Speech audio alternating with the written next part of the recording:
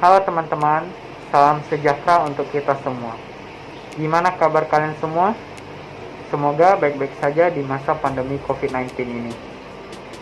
Jangan lupa pakai maskernya, selalu cuci tangan minimal 20 detik, usahakan jangan sering-sering menyentuh wajah dan hindari keramaian untuk mencegah penyebaran COVID-19 semakin meluas.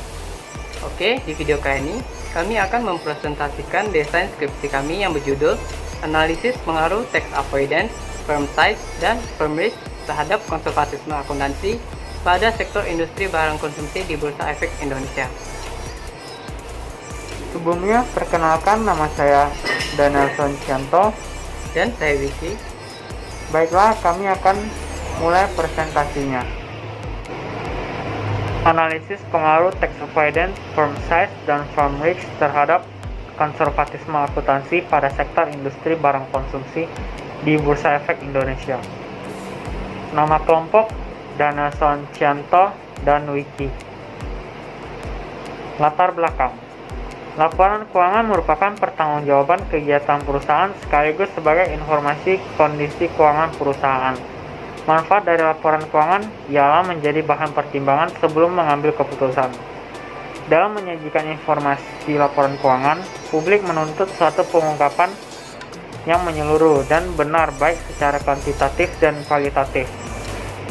Tentu saja mendefinisikan secara operasional dalam praktek akuntansi mengenai tingkatan kebenaran dari seluruh pengungkapan baik kuantitatif dan kualitatif merupakan perdebatan yang tampaknya tidak pernah berakhir. Namun demikian, akuntansi sepakat mengenai acuan kualitas yang harus ada di dalam informasi akuntansi, sebagaimana terdapat dalam kerangka konseptual akuntansi. Akuntansi menerjemahkan pelaporan yang menghasilkan true value ini ke dalam kualitas fundamental dari akuntansi.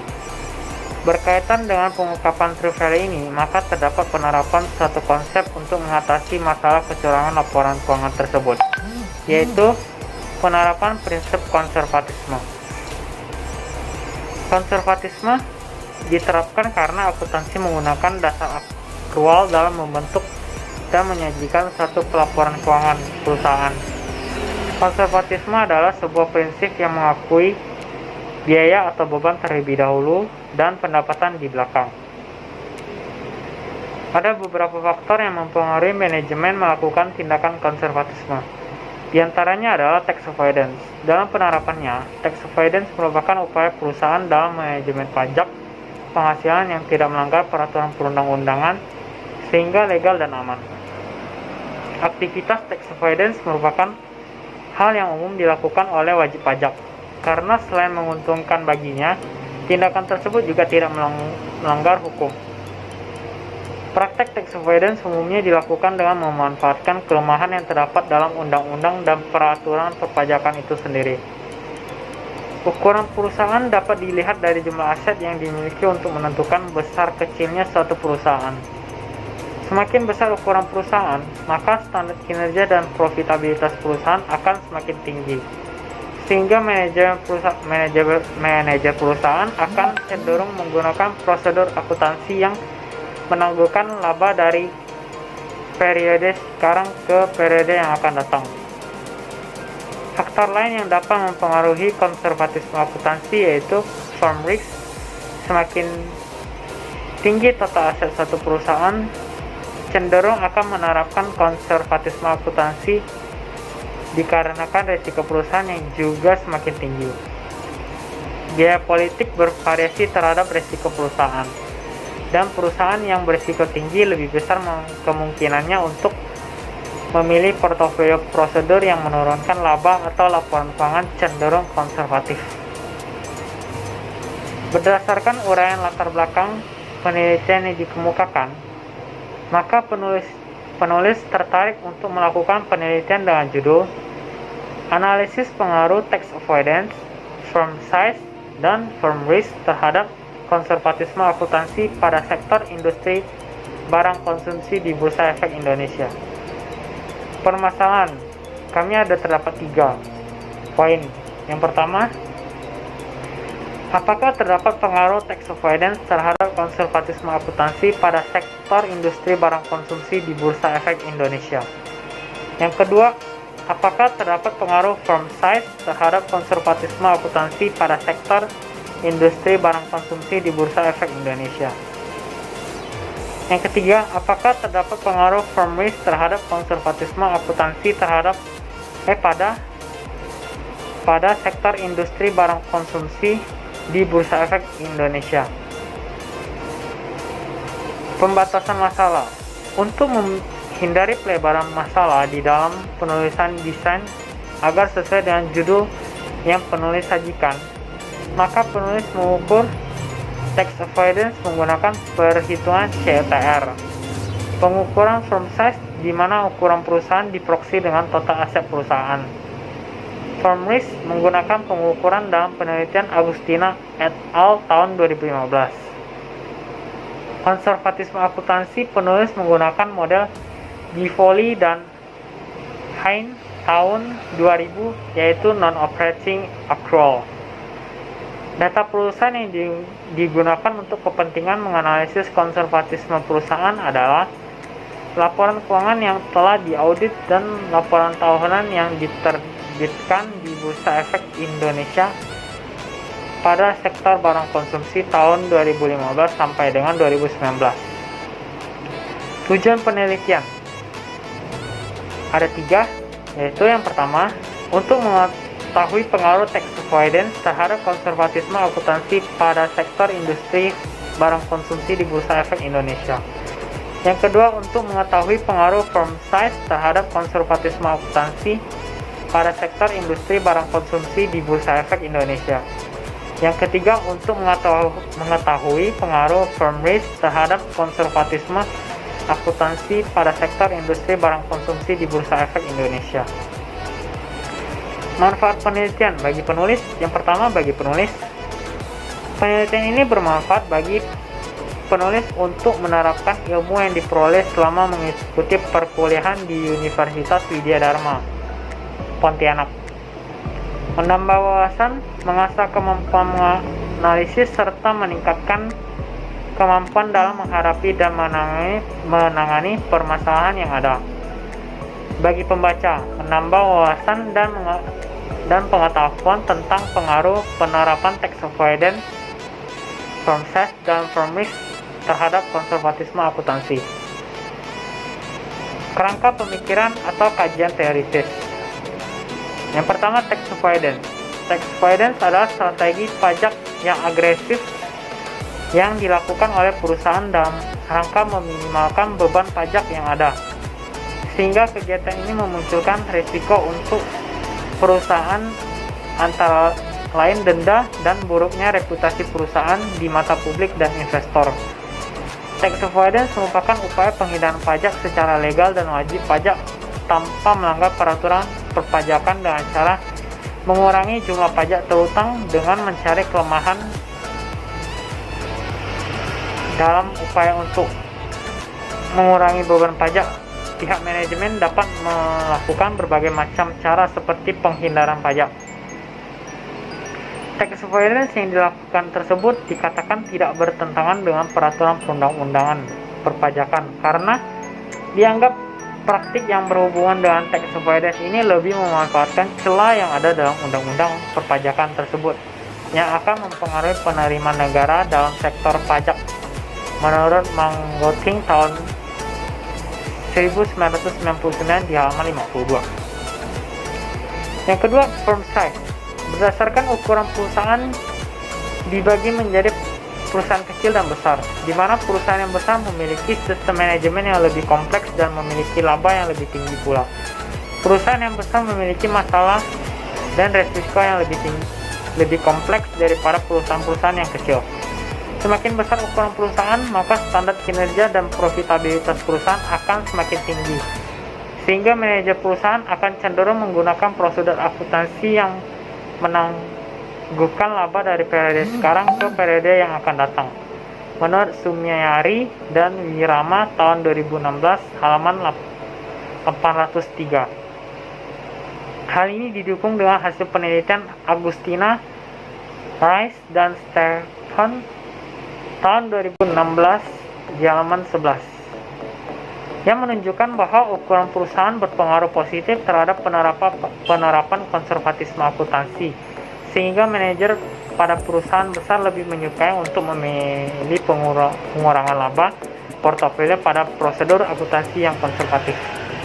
Yang ketiga, firm risk. Risiko timbul akibatnya kelalaian sebuah perusahaan yang membuat perusahaan rugi. Risiko keuangan berpengaruh terhadap konservatisme akuntansi menurut Tosi dan Paidar tahun 2015 halaman 195. Semakin tinggi total aset suatu perusahaan, cenderung akan menerapkan konservatisme akuntansi dikarenakan risiko perusahaan yang juga semakin tinggi. Risiko perusahaan yang tinggi akan membuat manajer akan lebih hati-hati atau konservatisme dalam mengungkapkan setiap pos laporan keuangan. Yang keempat, konservatisme akuntansi. Konservatisme akuntansi merupakan salah satu prinsip kualitatif dalam penyusunan pelaporan keuangan. Implikasi konsep konservatisme terhadap prinsip akuntansi yaitu akuntansi mengakui biaya atau rugi yang kemungkinan akan terjadi, tetapi tidak segera mengakui pendapatan atau laba yang akan datang, walaupun kemungkinan terjadinya besar.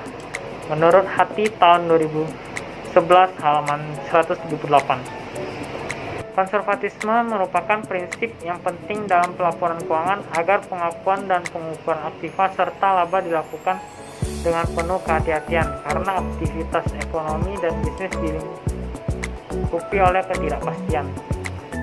Baiklah, selanjutnya saya akan menjelaskan bagian hipotesis. Untuk hipotesisnya, berdasarkan uraian kerangka pemikiran tersebut, maka penulis merumuskan hipotesis sebagai berikut.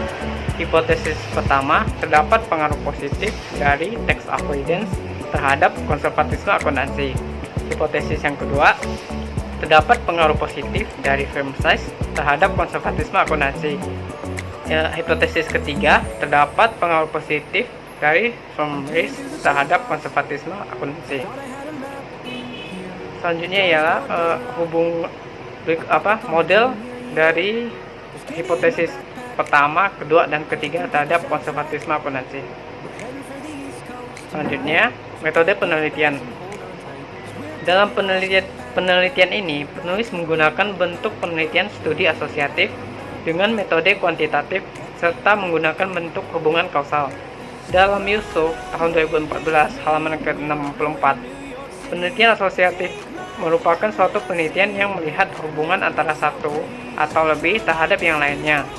Menurut Sugiono tahun 2017 halaman ke-23, penelitian kuantitatif merupakan metode penelitian yang meneliti pada populasi atau sampel tertentu. Pengumpulan data menggunakan instrumen penelitian, analisis data bersifat kuantitatif atau statistik dengan tujuan untuk menggambarkan dan menguji hipotesis yang telah ditetapkan.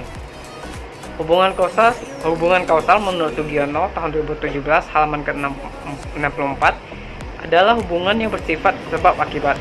Penelitian kuantitatif lebih banyak menuntut penggunaan angka, mulai dari pengumpulan data hingga tampilan yang akan dihasilkan. Variabel penelitian. Untuk variabel independennya, pengertiannya menurut Sugiono tahun 2017 halaman ke-68, variabel independen atau variabel bebas merupakan variabel yang mempengaruhi atau menjadi sebab perubahan atau timbulnya variabel dependen atau terikat. Dalam penelitian ini, variabel independen terdiri dari tax avoidance, firm size, dan firm risk. Selanjutnya ialah variabel dependen. Menurut Sugiono tahun 2017 halaman ke-68, variabel dependen atau variabel terikat merupakan variabel yang dipengaruhi atau menjadi akibat karena adanya variabel bebas tersebut. Variabel dependen dalam penelitian ini adalah konservatisme akuntansi. Teknik pengumpulan data yang digunakan oleh penulis adalah analisis dokumenter dengan studi kepustakaan. Dalam penelitian ini, penulis menggunakan data sekunder yaitu laporan keuangan auditan dan laporan tahunan. Instrumen penelitian. Instrumen penelitian yang digunakan oleh penulis adalah metode observasi terstruktur. Menurut Sugiono tahun 2017 halaman 230, Observasi terstruktur adalah observasi yang telah dirancang secara sistematis tentang apa yang akan diamati, di mana tempatnya, dan di mana tempatnya. Dalam penelitian ini, penulis memperoleh data penelitian yaitu laporan keuangan dan laporan tahunan dari website resmi Bursa Efek Indonesia yaitu www.idx.co.id. Populasi dan sampel.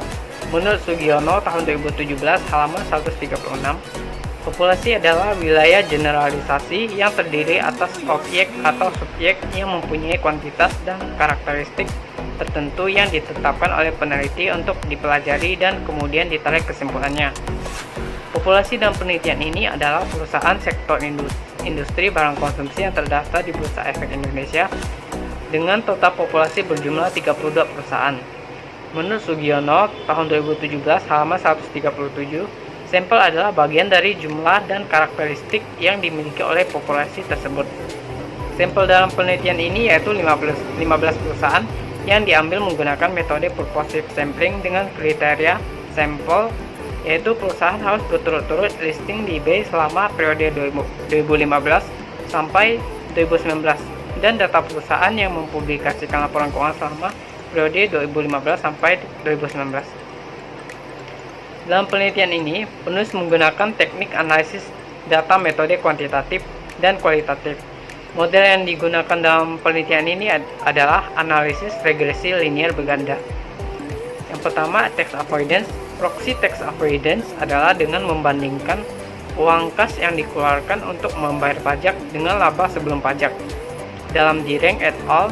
Tahun 2010 halaman 1164. Perbandingan ini disebut cash effective tax rate atau cash ETR. Semakin besar cash ETR menunjukkan semakin rendah tax avoidance yang dilakukan oleh perusahaan. Yang kedua, firm size. Berdasarkan ukurannya, perusahaan dibagi menjadi perusahaan kecil dan besar, di mana perusahaan yang besar memiliki sistem manajemen yang lebih kompleks dan memiliki laba yang lebih tinggi pula. Menurut Septian dan Anna tahun 2014 halaman ketiga. Pengukuran variabel ukuran perusahaan diukur dengan logaritma natural dari total aset perusahaan. Penggunaan aset karena nilai aset relatif lebih stabil dibandingkan dengan nilai kapitalisasi pasar ataupun penjualan dalam mengukur ukuran perusahaan. Firm risk. Firm risk dinyatakan sebagai akibat yang dapat terjadi pada perusahaan yang sifatnya merugikan dan dapat dihindari. Di dalam penelitian ini, pengukuran firm risk mengacu pada penelitian Sinambela dan Almilia tahun 2018 halaman ke-297. Konservatisme akuntansi adalah reaksi kehati-hatian atau prudent reaction menghadapi ketidakpastian untuk mencoba memastikan bahwa ketidakpastian dan risiko yang melekat pada situasi bisnis telah cukup dipertimbangkan. Penelitian ini menggunakan model Givoli dan Hein tahun 2000, yaitu non-operating accrual yang mengacu pada penelitian Ursula dan Adivina tahun 2018 halaman ke-198. Teknik analisis regresi linear berganda menurut Ansonvino et al. Tahun 2016 halaman ke-15.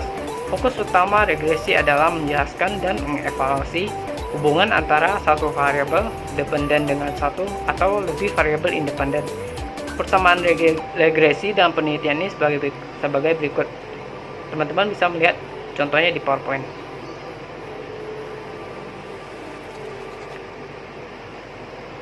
Berikut ada rumus formula dari tiap-tiap variabel independen dan dependen. Setelah memperoleh hasil data olahan untuk masing-masing variabel dalam penelitian ini, data tersebut kemudian akan diolah menggunakan bantuan program SPSS versi 22 dengan terlebih dahulu melakukan uji asumsi klasik yang meliputi uji normalitas data, uji multikolenialitas, uji heterokedastisitas, uji autokorelasi untuk memastikan data yang dianalisis berdistribusi normal. Uji normalitas menurut Ansonvino et al. Tahun 2016 halaman 94 adalah untuk melihat apakah nilai residual terdistribusi normal atau tidak. Uji asumsi klasik multikolenialitas menurut Ansonvino et al.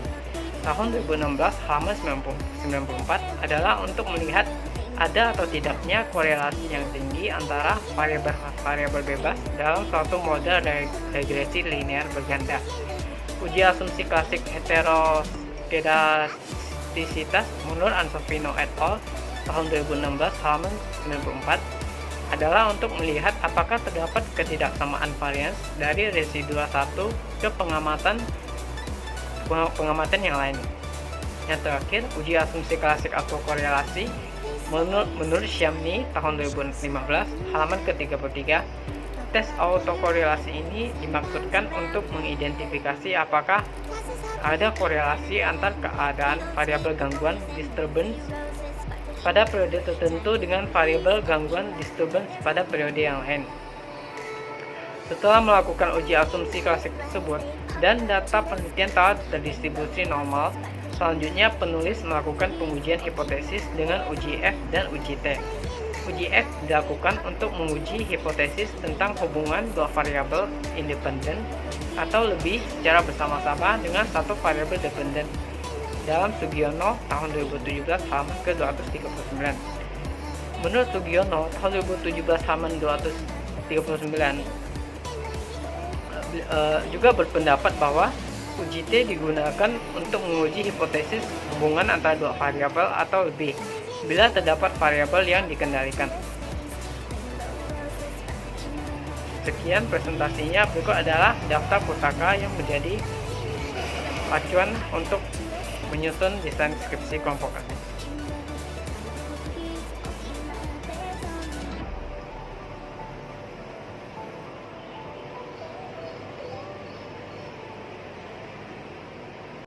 Sekian video presentasi ini dibuat untuk memenuhi tugas mata kuliah riset akuntansi dan keuangan.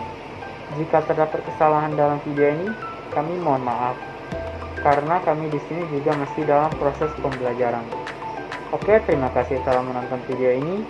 Sekali lagi, jangan lupa pakai maskernya ya. Thank you.